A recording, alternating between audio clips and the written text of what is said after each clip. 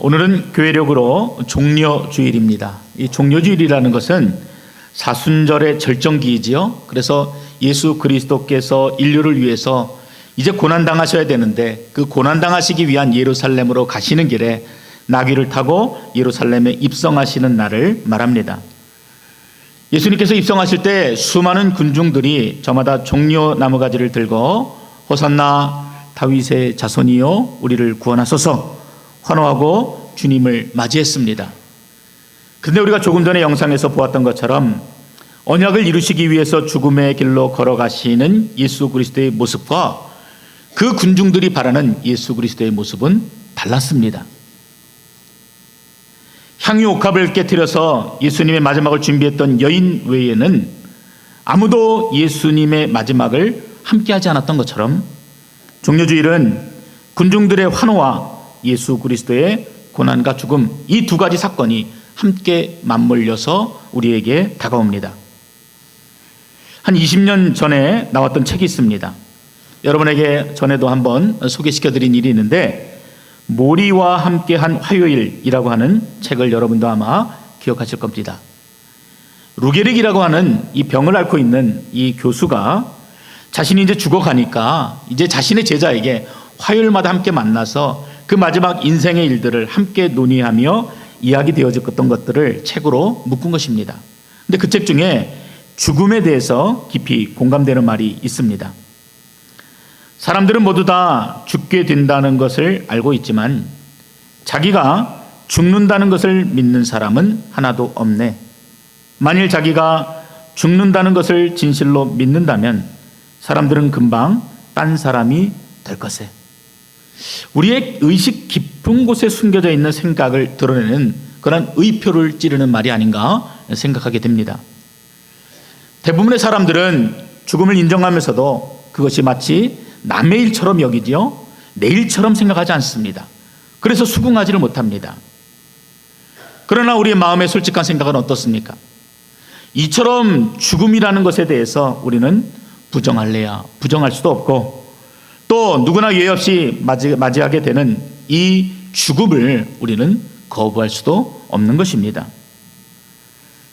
그리고 인간은 그 죽음 앞에 서게 될 때에 비로소 자신은 아무것도 할 수 없는 그 죽음 앞에서 너무나 무능력한 자라는 것을 비로소 깨닫게 됩니다. 그래서 그런지 우리의 의식 속에는 또한 무의식 속에는 문득 다가오는 죽음에 대한 짙은 두려움이 있습니다. 가끔 저는 아이들에게 이 죽음에 대해 이야기해 줄 때가 좀 있습니다. 별 심각한 이야기가 아니죠. 어린 아이들에게 제가 심오한 이야기를 하겠습니까? 그냥 만약에 말이야 아빠가 없으면 이렇게 해서 얘기를 시작하는 거죠. 근데 아이들은 제가 이 이야기를 꺼내면은 금방 얼굴이 굳어지고 제 입을 막아버립니다. 아마 아이들의 마음에도 상상하기조차 싫은 상황이기에 일부러라도 거부하고 또 비슷한 말도 꺼내기 싫어하는지 모르겠습니다. 이 오늘 본문에는요, 할 수만 있다면 부정하고 싶은 이 죽음을 맞이한 두 여인이 등장하게 됩니다. 이 지난주에 살펴보았던 마르다와 마리아가 이 두 여인이고 이 죽음을 맞이한 사람은 이 두 여인의 오빠인 이 나사로입니다. 근데 본문을 읽다 보면은 이 가족에 대한 설명이 별로 없어요.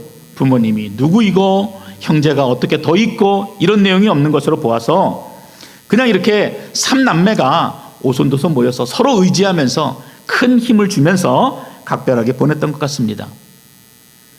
그런데 가장 큰 힘이 되어주었던 오라버니가 갑자기 죽음을 앞에 두고 있는 것이에요. 자신들이 해줄 수 있는 게 아무것도 없습니다. 그러자 이 두 자매는 모든 소망을 잃어버린 것 같은 절망과 두려움을 맞이하게 되었습니다. 그런데 사실 이들에게 더 절망이 되었던 것은 예수님을 알고 예수님을 믿고 있었는데 그 예수님이 자기에게 아무런 도움이 되지 못한다라고 생각을 했기 때문에 그렇습니다. 나사로가 죽기 얼마 전에 이제 오라버니의 병을 낫게 하기 위해서 예수님에게 급히 사람을 보냈습니다. 당신이 사랑하는 나사로가 죽게 되었으니 속히 오셔서 고쳐 주십시오. 예수님께서 이들에게 대해서 정말 간절한 사랑이 있었고 끊임없는 관심과 사랑이 있었기 때문에 당연히 이 말을 듣는 즉시 오셔서 우리 오라버니를 고쳐주시고 살려주실 것이라고 분명히 믿었습니다. 근데 예수님이 이 소식을 들었음에도 불구하고 야속하게도 그 자리에서 그냥 이틀을 더 머무시는 것입니다. 응급 환자에게는요, 골든타임이라는 시간이 있습니다. 환자의 생사를 가를 수 있는 절대적인 시간인데, 응급 환자가 60분 이내에 도착하기만 한다면 치료를 받고 살아날 수 있는 확률이 굉장히 높아지는 것이죠. 그게 이제 골든타임입니다. 지난 2월 중에 토론토 선에 났던 이 기사를 좀 보니까 이 캐나다에서 응급 환자 중 30%가 4시간 이상을 기다려야 한다고 합니다. 스페셜리스트를 만나려면 최소 4주 이상을 기다려야죠. 여러분도 아마 응급실에 많이 가보셨을 거예요. 근데 갈 때마다 속히 치료되지 못할 때 여러분들 마음이 어떠하십니까? 아마 이 자매들의 마음이 그랬던 것 같아요. 죽어가는 오라버니를, 예수님을 기다리는데 그 예수님이 오시지 않고 그냥 묵묵히 이틀 동안 바라봐야 했던 두 자매의 마음. 그런데 결국 오라버니가 죽었습니다. 예수님께서 도착하셨을 때는 이미 오라버니를 장사하여 무덤에 넣은 지 사흘이 지났을 때였습니다. 시체에서 냄새가 풍기기 시작할 때, 그래서 아무것도 소망할 수 없고 기대할 수 없었던 바로 그때에 예수님이 도착하신 것입니다. 근데 35절에 보면은 그 현장을 보시고 예수님께서 눈물을 흘리셨다, 이렇게 기록합니다. 영어로는 Jesus wept 이렇게 되어 있어요. 짧은 두 단어로 되어 있습니다. 그래서 한글말로나 영어로 보면은 예수님의 감정을 다 읽기가 참 어려워요. 근데 헬라 원문을 보면은 그 의미에는 단순하게 눈물을 흘렸다 정도가 아니라 그 현장을 보시고 예수님의 눈물이 와락 쏟아졌다, 이런 강한 의미가 담겨져 있습니다. 아니, 마르다나 마리아가 눈물 흘리는 것은 이해할 수 있는데 하나님이신 그분께서 무엇 때문에 이처럼 인간이 느끼는 슬픔과 절망을 함께 느끼는지 여러분 생각해 보신 적 있으십니까? 오늘 여러분과 예수님의 그 마음을 좀 나누고자 하는 것입니다. 그냥 가장 쉽게 생각해 볼 수 있는 것은 예수님의 인성 때문에 그렇다라고 생각해 보는 것입니다. 예수님은 100% 하나님이신과 동시에 100% 인간이십니다.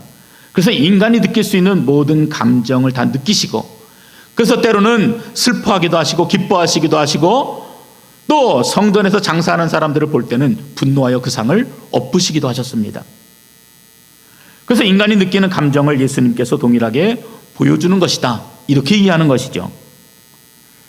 마치 부모가 자녀의 기쁨에 함께 기뻐하고 고통에 함께 아파하는 것처럼 죽음과 횡포로 그리고 처철한 고통에 떨고 있는 자녀들을 바라보면서, 그 마리아와 마르다를 바라보면서 하나님 자신마저도 와락 쏟아지는 눈물을 줄취할 수가 없으셨던 것입니다.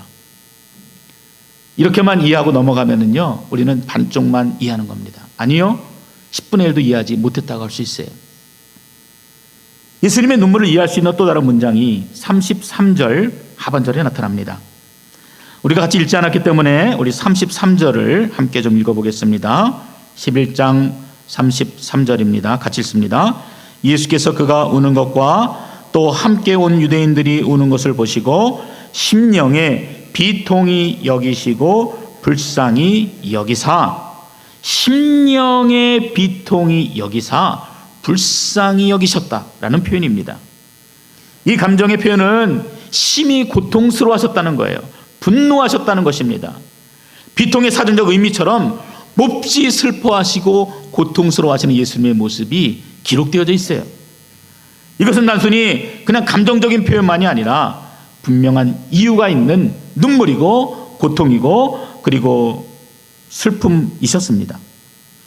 그 이유가 전반절에 우리가 읽었던 본문에 나와 있지요. 예수께서 그가 우는 것과, 그가 누굽니까? 마르다 그리고 마리아 그리고 군중들이 우는 것과 함께 온 유대인들이 우는 것을 보셨다. 이것이 이유로 설명되고 있습니다. 제가 알기로는요, 이 자리에 눈물이 많으신 분들이 계십니다. 근데 참 재밌어요. 그런 분들 보면은 그냥 어떤 내용과 상관없이 옆 사람이 울기만 해도 같이 웁니다. 그래서 그런 사람들하고 드라마 보면은요, 창피해서 못 봐요. 어찌나 우시는지. 근데 이 예수님의 감정을 그런 것으로 표현하면은요, 우리는 예수님의 마음을 모르는 것이에요. 그냥 보기에는 감정적인 표현처럼 어떤 격한 감정이 폭발된 것처럼 나타나지만 예수님께서 보고 느끼신 것은 분명 다른 것이었습니다. 오빠 나사로는 이미 죽었지만 예수님께서 베다니에 곧 도착하신다는 이야기를 듣고 마르다가 달려나갔습니다. 그리고 만나자마자 뭐라고 했냐면은, 주님이 여기 계셨더라면은 내 오라버니가 죽지 아니하였을 것입니다. 근데 제가 이런 말투로 했다고 예수님도 이런 말투로 했다고는 생각하지 마십시오. 달랐을 거예요. 아마 지금 이 마르다는요, 제가 했던 말투가 아니라 굉장히 그 말 가운데는 주님에 대한 불신과 원망이 가득 담겨져 있었을 것입니다. 22절에도 보면은 이렇게 얘기해요. 주님, 나는 압니다. 당신이 전능하셔서 모든 자들을 고치시고 능히 이루실 분이신 줄을 제가 압니다. 그런데요, 그 문장에는 생략되어진 말들이 있습니다. 그런데 주님, 보세요. 이미 오라비가 죽었잖아요. 이제 도착했으니 이제 아무 소용이 없습니다. 무슨 말이에요? 내가 믿는 하나님 전능하신 것 제가 압니다. 그러나 당신이 다루지 못하는 영역이 여기 있습니다. 보십시오. 이러는 거예요. 하나님을 제안하는 것입니다. 죽어가는 자를 살릴 수는 있지만 죽은 자를 살리지는 못합니다. 그렇게 예수님을 바라봅니다. 여러분, 이것이 믿는 겁니까? 믿지 못하는 겁니까? 믿지 못하는 것이에요. 믿는 것처럼 보이지만 믿지 못하고 있는 것이에요. 내가 믿고 싶은 대로 믿고 있는 것입니다. 38절에 예수님께서 당신의 비통함을 다시 표현하시면서 무덤 앞에 놓여진 돌을 옮겨 놓으라 말씀하실 때도 그랬습니다. 마르다가 예수님의 말을 가로막고 이렇게 말하지요. 주여, 벌써 죽은 지 나흘이나 되어서 냄새가 납니다. 합리적인 말이지요. 결코 틀린 말이 아닙니다. 그러나 여전히 자신의 한계 속에서 하나님을 이해하고 예수님을 바라보고 있는 것입니다. 그런 답답한 마르다를 바라보는 예수님을 여러분 떠올려 보시기 바랍니다. 자신을 보면서도 낙심이 가득한 마르다, 예배를 드리면서도 자신의 한계에 갇혀서 눈앞의 주님을 보지도 못하고 주님의 말씀을 들어도 마음으로 깨닫지 못하는 그 안타까운 현실을 바라보시는 예수님의 마음을 여러분 느끼십니까? 그 예수님이 오늘 우리 예배에 오셔서 우리의 모습을 바라보신다면 똑같은 모습이지 않겠어요? 비통하실 것 같아요. 예수님을 알지 못해서 교회에 나오지 못하시는 분들이 계시죠? 참 안타까워요. 근데 그런 분들보다 더 안타까운 분들은 어떤 분인지 아십니까? 함께 예배를 드리면서도 주님을 만나지 못하시는 분들입니다. 예배는 드리지만 주님을 만나야겠다는 간절함이 없는 분들입니다. 함께 예배를 드리고 찬양을 하면서도 마음과 표정이 굳어져 있는 분들을 보면은 정말 안타까운 마음이 들어요. 마치 마르다처럼 자기 뜻대로 믿어보고자 하는 생각들이 하나님의 역사를 가로막고 있다는 생각을 지울 수가 없습니다. 예배를 통해 모든 존귀와 찬양과 영광을 받으셔야 될 하나님을 보지도 못하고 듣지도 못하고 있는 것입니다. 어디에서요? 예배에서 말입니다. 자신은 마음으로 예배를 드리고 있다 할지 몰라요. 생각으로는 내가 그 안에 있다 생각할지 모릅니다. 그러나 그 마음이 마르다와 같다면 그분은 아직 하나님을 만나지도 못하고 보지도 못하고 있는 것입니다. 동생 마리아는 더했습니다. 예수님이 오신다는 소리를 듣고도 그냥 집에 앉아 있었습니다. 마음이 이해가 되지요. 너무나 실망하여서 예수님이라는 얼굴조차도 보기가 싫은 것입니다. 뒤늦게 예수님이 찾자 그제서야 급히 일어나 예수님 앞에 달려나갔어요. 그리고 따지듯이 자신의 섭섭함을 예수님 앞에 토해내게 됩니다. 주께서 여기 계셨더라면, 우리가 불렀을 때 속히만 오셨더라도 내 오라비가 죽지 않았을 것입니다. 마리아 역시도요, 예수님을 알고 믿고 있었지만 온전히 믿지 못하는 믿음이 예수님의 마음을 비통하게 그리고 아프게 하였던 것입니다. 예수님의 눈에서 눈물이 날 수밖에 없는 상황이 눈앞에 펼쳐진 것입니다. 오늘 예수님께서 우리에게 보시기 원하시는 모습이 무엇이라고 생각하십니까? 예배에 참석했다는 그것을 보기 원하실까요? 아니면은 나의 상한 마음, 내 아픈 상처, 내 고통을 주님 앞에 울며 불며 토로하는 그것이겠습니까? 그리고 집에 가면 시원하시죠? 주님이 어떻게 생각하시던 나는 내 나름대로 감정적인 호소를 했고, 또 그렇고 예배를 통해서 어떤 찬양이나 말씀을 통해서 내가 원하는 위로를 받았고 소기의 목적을 이루었기 때문에 우리는 시원하다 할 수 있습니다. 그런데 그런 우리의 모습을 보시고 주님이 어떻게 생각하실까요? 비통히 여기지 않겠습니까? 불쌍히 여기지 않을까요? 그렇다고 마르다에게 믿음이 없다고 생각하지는 마시기 바랍니다. 이 마르다가 이 부엌일에도 참 열심히 했지만 더불어 분명한 신앙 고백을 가지고 있었습니다. 23절에 예수님께서 울고 있는 마르다에게 네 오라비가 다시 살아나리라 이렇게 말씀하자 마르다가 이렇게 대답합니다. 마지막 날 부활 때에는 다시 살아날 줄을 내가 아나이다. 굉장히 감정이 들쭉날쭉하지만 예수님의 부활도 알고 다시 사는 영생의 믿음도 가지고 있습니다. 근데 자신의 한계에 갇혀 있는 것이에요. 그 믿음이 현재의 삶에서는 고백되지 못하는 반쪽짜리 믿음을 가지고 있었던 것입니다. 부활절을 앞둔 우리들의 신앙이 이렇지는 않은지 돌아보는 것입니다. 예수를 믿습니다. 그분이 하나님의 아들이심도 믿습니다. 영생도 믿고 부활에 대한 분명한 신앙의 고백도 있습니다. 그 고백은 과거와 현재와 미래에 대한 하나님의 약속이고, 그리고 모든 시간에 대한 우리의 신앙의 고백이 되어져야 합니다. 그런데 지금 나의 삶에서 내가 가진 문제 속에서 내가 고민하고 아파하는 그 어려움에 있어서 예수님은 내게 아무런 도움을 줄 수 없는 분으로 이해하고 있는 것은 아닙니까? 어쩌면 우리에게 있어서 잘 느끼고 있지는 못하지만 삶의 자리에서 너무나 쉽게 표현되는 반쪽짜리 신앙의 모습인 것입니다. 교회에서만 하나님, 내가 해결할 수 없는 어려운 문제에서만 하나님, 크고 두렵고 놀라운 일에서만 하나님, 그러나 삶의 작은 일에서는 결코 고백되어지지 못하는 그런 하나님이 오늘 우리의 모습은 아닌지 함께 생각해 보는 것입니다. 여러분, 신앙은 결코 멀리 있는 것이 아니에요. 신앙은 구원을 얻기 위해서만 사용되는 마스터키가 아닙니다. 자녀들이 사춘기를 겪으며 아파할 때 어루만져 주심을 기대하고 믿으면서 함께 무릎을 꿇는 것, 그것이 신앙이에요. 갑작스럽게 몸이 아프죠. 그리고 절망스러운 생각들이 물밀듯이 밀려들어올 때 생명의 근원 되신 주님을 의지하고 그분 앞에 도움의 손길을 구하는 것, 그것이 신앙입니다.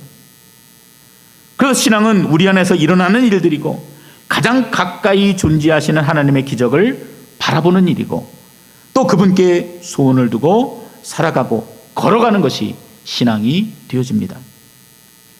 교회에서는 호산나 다윗의 자손이여 손을 높이 들면서 힘없이 십자가에 달리시는 주님을 외면하는 것, 그것은 결코 신앙이 될 수가 없는 것입니다.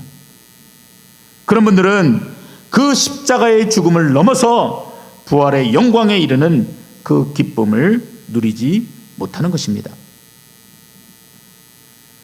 두 제자가 엠마오를 향해서 걸어갑니다. 이 두 사람은 12 제자에는 속하지 못했지만 누구보다 헌신적으로 예수를 믿고 따랐던 글로바와 누가라고 하는 제자였습니다. 근데 문제는 이 두 사람이 예수님을 알고 믿었는데 부활에 대한 확신이 없었어요. 신뢰가 없었어요. 그래서 예수님의 죽으심과 부활에 대한 소문을 듣고도 믿지 못하는 마음으로 엠마오를 걸어갔던 것입니다. 이런 대화를 주고받았습니다. 여보게, 그 여인들이 하는 정신 나간 소리를 들었는가? 이 사람아, 그게 무슨 얘기인가? 있잖아. 그거 죽었다가 다시 산다고 하는 말, 그 말을 당신은 믿었나? 그렇지. 어떻게 그 말을 믿을 수가 있겠어? 예수님의 시신이 사라졌다면은 그 누군가가 그 시신을 훔쳐다가 감춘 거지. 어떻게 사람이 죽었다 다시 살아날 수가 있는가? 말이 안 되지. 주님의 제자를 하면서 주님의 부활을 믿지 못하고 있었던 것입니다. 더욱이 본문에는요, 더 재미있는 사실이 기록되어 있어요. 그들과 함께 예수님이 걸어가고 있는데 그들의 눈이 가리워져서 예수님을 알아보지 못하더라. 이렇게 기록합니다. 그 가려진 것이 무엇일까? 제가 생각해 보았어요. 그들이 가지고 있는 편견으로 가리워지고, 반쪽짜리 믿음으로 가리워지고, 자신의 경험으로 가리워지고, 지식으로 가리워지고, 요즘 같으면은 카톡의 정보로, 유튜브의 정보로 예수님의 생각이 왜곡되고 잘못 전달되어져서 그것이 진리를 가려버린 것입니다. 나와 함께 걸어가시는 이분이 설마 예수님일까? 보면서도 믿지를 못하는 것입니다. 예수님이 묻습니다. 야, 너희가 지금 길 가면서 주고받는 내용이 무슨 내용이냐? 참 기가 막힌 상황이죠. 그때 글로바가 이렇게 대답합니다. 여보시오, 당신은 예루살렘에서 오면서 예루살렘의 파닥에 퍼진 소문도 듣지 못했습니까? 나사렛에서 출생한 예수, 그분은 말과 일에 능하여서 우리는 그분이 우리나라를 해방시켜줄 구원자라고 믿고 있었는데 박해자들이 그를 십자가에 못 박아 죽이고 오늘 아침에는 여인들이 무덤에 갔다가 그분의 시체는 보지 못하고 그분이 부활하였다고 하더이다. 나는 믿지 않지만 남들이 그랬다 그러는 것입니다. 마치 남의 일처럼 이야기하죠. 이처럼 부활의 주님을 믿지 못하는 제자들에게 주님이 말씀하십니다. 전망 가운데 있는 마르다와 마리아에게 주님이 말씀하십니다. 그리고 이들처럼 기가 막힌 신앙으로 기가 막힌 삶을 살고 있는 우리들에게도 주님이 말씀하십니다. 그 무거운 돌을 옮겨 놓아라. 그 돌을 옮겨 놓아라. 그 무덤을 막고 있는 불신의 돌을 옮겨 놓아라. 그 반쪽짜리 믿음을 옮겨 놓아라. 반만 옮기는 것이 아니라 활짝 열고 죽은 나사로가 살아나오는 것을 보라. 이렇게 말씀하시는 것입니다. 그리고 주님 말씀하세요. 나사로야 나오라. 어떻게 되었겠습니까? 상상할 수 없었던 일들이 마르다와 모인 모든 사람들의 눈에 선명하게 보인 것입니다. 그 어둠의 끝에서 수족을 배로 동인 나사로가 뚜벅뚜벅 걸어 나오는 것입니다. 그리고 말씀하신 것을 그 묶인 것, 자유롭게 하지 못하는 모든 것들을 풀어서 자유롭게 다니게 하라. 예수님을 진짜 만나게 되면은 생명만이 아니라 예수 안에 있는 참된 평안과 참된 자유를 느끼게 되는 것입니다. 만나게 됩니다. 경험합니다. 그리고 고백하게 됩니다. 오직 그분만이 주실 수 있는 그 참된 평안과 기쁨, 죽음을 넘어서 승리케 하시는 그 놀라운 사랑의 은혜를 우리가 경험하게 되는 것입니다. 여러분, 부활절을 앞두고 여러분 우리에게 그러한 소망이 있어야 합니다. 여러분에게 그러한 소망이 있으시기를 주님의 이름으로 축원드립니다. 매일매일 다가오는 절기가 아니에요. 습관처럼 해치우는 일들이 아닙니다. 소망하고 또 마음의 믿음을 가지고 바라보고 또 믿음으로 그 일들을 확인하는 일들이 우리 안에 고난주간을 보내고 부활주를 지나면서 함께 고백되어야 될 믿음의 고백이 되는 것입니다. 유명한 설교가이며 성서학자였던 마이어라고 하는 목사님이 계십니다. 뭐 한국말로 하니까 마이어인데요, 영어로 하면은 우리 메이어 집사님처럼 메이어입니다. 이분이 배를 타게 됐는데 큰 배를 탔어요. 근데 이 큰 배를 조종하는, 왜냐하면 항구로 들어올 때는요 그 길들이 너무 좁기 때문에 예인선이 그 큰 배를 인도하게 됩니다. 근데 그 예인선에 타게 됐어요. 근데 이 예인선을 타고 가는데 참 기가 막히게 운전을 잘하는 겁니다. 그 큰 배를 잘 끌고 가고 또 암초도 피해가면서 깜깜해서 아무것도 보이지 않는데 어떻게 귀신같이 알고 그 길들을 찾아서 그 배를 항구까지 인도하는지 기가 막힌 것입니다. 그래서 이 예인선 선장에게 물어봤어요. 아니, 저 아무것도 안 보이는데, 깜깜해서 아무것도 안 보이는데 어떻게 당신은 길을 알고 저 길을 찾아가십니까? 선장이 그렇게 말하는 겁니다. 선생님, 그거는 어려운 일이 아닙니다. 저 끝을 한번 보십시오. 저 끝에 보시면은 조그만 빛 세 개가 보이지 않습니까? 진짜 어둠을 뚫고 보니까 그곳에 빛이 세 개가 보여요. 그 빛들을 따라가 보면은 그곳이 바로 안전하게 갈 수 있는 지름길이 되어집니다. 저는 그 빛을 보면서 갑니다 라고 얘기를 해주었습니다. 그 순간 메이어 목사님은 마음으로 그리고 영적으로 깨달았어요. 아, 그렇구나. 저 선장에게는 저 세 가지 빛이 자신의 길을 찾아가고 생명을 지킬 수 있는 생명빛이 되었던 것처럼 나에게 있어서 생명의 빛이 무엇인가? 하나님의 말씀으로 나를 확인시켜주는 내적인 확신, 그리고 주변의 환경과 사람들을 통해서 확인되어지는 거룩한 음성들, 외적인 확신, 그리고 더불어서 성령님께서 이러한 마음에 확신을 주시고 내가 결정한 일에 평안한 마음을 주시는 이 일들로 나는 하나님의 길이 무엇인지를 깨닫게 된다라고 그렇게 고백하셨습니다. 두렵지요. 어려운 일들을 만나고 눈물 나는 일들을 만나고 때로는 죽음을 만나게 되면은 마르다와 마리아처럼 당황하여서 어찌할 수 없는 상황들을 우리가 만나게 됩니다. 그럴 때 여러분 두려워하지 마시기 바랍니다. 여러분 안에 말씀으로 확인시켜 주시는 그 주님을 만나시고 그리고 성령으로 우리를 거듭거듭 확인시켜 주시고 인도하시고 위로하시는 그 놀라운 은혜들을 경험하시게 될 것입니다. 어떻게 해요? 우리가 온전한 믿음으로 주님을 구하게 될 때, 그리고 그 주님을 향해서 우리의 두 팔을 벌려서 그분께 도움을 구하게 될 때, 그 놀라운 사랑을 비로소 우리는 경험하게 되는 것입니다. 여러분이 아시는 것처럼 저에게는 밴쿠버에서 10년 동안의 부목사 생활이 있었습니다. 한 교회에서 10년이었습니다. 그래서 어떤 분은 저에게 뭐 성실하다, 충성되다 이렇게 말씀해 주시는 분도 계셨지만 저에게는 결코 쉬운 시간이 아니었습니다. 10년의 기간 동안에 두 분의 목사님이 안 좋은 일로 뭐 자의반 타의반으로 사임하셨고, 또 공석이 있을 때는 임시 당회장으로 또 다른 목사님이 오셔서 교회 어려운 문제들을 수습하고, 또 굉장히 공백 기간이 길었습니다. 한때는 억울한 누명 같은 일도 당하기도 했습니다. 아니라 말할 수 있었지만 이런저런 일들로 날카롭게 대립되어 있는 성도와 담임 목사 사이에서 차라리 내가 그렇지 않았다라고 얘기하는 것보다 내가 대신 돌을 맞는 것이 괜찮다 생각하고 참았습니다. 근데도 집에 가면은 감정적으로 정리가 안 되는 것입니다. 억울해서 잠도 안 왔습니다. 사람이 미워지니까 당장이라도 그만두고 싶었습니다. 그때 아내와 참 많이 기도하면서 눈물을 흘렸습니다.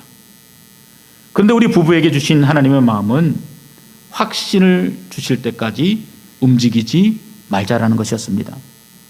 말씀으로, 환경으로, 그리고 성령의 평안으로 그 길을 보여주시기까지 잠잠히 하나님의 때를 기다리자, 그것이었습니다. 그 시간이 저희 가정에게는 10년의 시간이었고, 또 때가 되어 평안한 마음으로 청빙에 지원하게 된 곳이 바로 베델교회입니다. 사랑하는 성도 여러분, 우리는 마르다와 같은 이중적인 믿음, 반쪽짜리 신앙으로는요 결코 세상을 이기는 승리자가 되어지지 못합니다. 눈앞에 보이는 암담한 현실을 결코 이겨낼 수가 없습니다. 여러분의 마음에 있는 그 불신의 돌을 옮겨 놓을 때, 반쪽짜리 믿음을 여러분들이 옮겨 놓게 될 때, 그리고 그 주님을 만나겠다, 생명의 주관자가 되시는 하나님을 만나겠다는 그 간절한 믿음의 고백이 있어야지 여러분은 그 어둠을 뚫고 나오는 생명의 놀라운 은혜를 경험하시게 되는 것입니다. 잠잠히 성령의 조명을 기다리세요. 그리고 믿음으로 어둠 속 동굴을 바라보라 하시는 주님의 음성을 들으실 수 있기를 바랍니다. 부활이요 생명이 되시는 주님께서 죽었던 나사로가 다시 살아 걸어 나오는 기적 같은 은혜를 여러분에게 보여주실 것입니다. 우리 몸에 묶인 모든 것들을 풀어서 자유케 하시는 평강의 주님을 만나게 하실 것입니다. 막막하고 소망이 없을지라도 내 안에 살아 역사하시는 하나님의 은혜를 부어주실 것입니다. 부활이요 생명이신 예수 그리스도, 그분이 오늘도 우리와 함께 하심을 믿음의 눈으로 바라보시기 바랍니다. 부활의 주, 생명의 주, 평강의 주님께 여러분의 삶을 온전히 맡기시기 바랍니다. 여러분 좀 큰 소리로 아멘 좀 하세요. 네. 여러분 이렇게 아멘을 못 하세요. 제가 지난 금요일날 순복음교회 가서 설교를 하고 왔는데 아멘 잘하더라고요. 제가 창피할 정도로 아멘 하시더라고요. 그것이 어려운 일이든 큰 일이든 작은 일, 하찮은 일일지라도 여러분이 주님 앞에 온전히 맡겨드리고 주님과 함께 걸어갈 때 부활의 참된 기쁨을 여러분의 삶에서 보시게 될 겁니다. 같이 기도하겠습니다.